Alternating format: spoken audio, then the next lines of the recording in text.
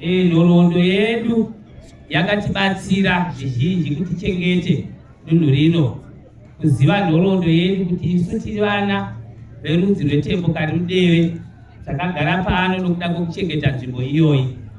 Nzvimbo ino inzvimbo inoyera, ndochinhu chokutanga. Inoyera zvekuti patapinda muno chataona ngatisakanukai. Hatifanira kuti chataona munhu kuti icho kana kuti kudii, haitenderwi izvozvo.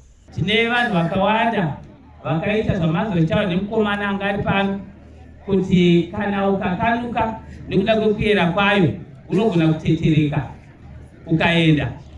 Nzvimbo ino inzvimbo yesvikiro rinonzi Chigara Mahoro naMbuya Vanyatyava, ndivo varidzi venzvimbo yatiri kuchengeta kupfurikidza naMambo neMakonde.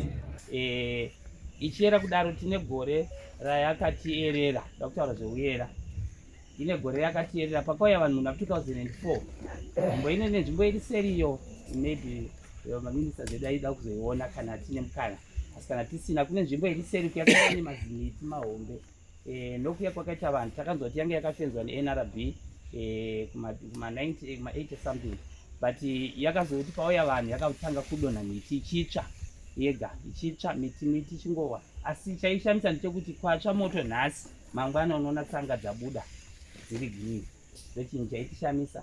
Kusvikira mukoma vangu ava vakatorana nemasvikiro vakatanga kuridza ngoma. Moto wakatsva almost for a week or month, for 3 weeks or a month uchitsva, ndokuzotanga kuridza ngoma, ndokudzima kwakaita moto iwoyo.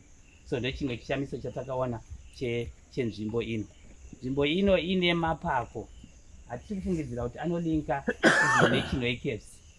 Ndo chimwe chaita kuti tiichengete. Ine mapako toziva kuti misha at one time ndakaona munhu achida kutema pakonapo ichibva because haisi pano chete pamanzi kuti 100 something pa 126, but yakatopurisa kudarika. Saka pataitema ipapo munhu aitema ipapo takazomisa nekuda ndakaenda kwamambo. Mambo akati aiwa mapako misha yatofana kuchengeta. Tine nhoroondo yekuti tete vedu vakanga vagere munzvimbo ino. Paine shop yakanga iri panzvimbo pamusoro apo. Shop iyoyo yakanga ichifungidzwa kuti ndiyo shop 1 yakanga iripo muarea ino kusvika kuChinhoi nekudoma. Saka kwaiuya vanhu vakawanda vachizotenga panzvimbo apo nokuda kwetype yevhuri umu. Zvavaiuya nazvo, michero yavaiuya nayo yaidonhera pasi ichizomera nokuda kweunyoro hwakauri munzvimbo. Mukatarisa munoona kuti miti yacho haina kujairwa, yakaita line.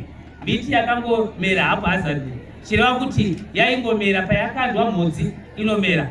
Saka kuchengetedza matoro kunoita kuti igone kuwana raramo. Mune michero yakawanda, about 8 types michero, magranadilla, magwavha, mibanana arimo imomu.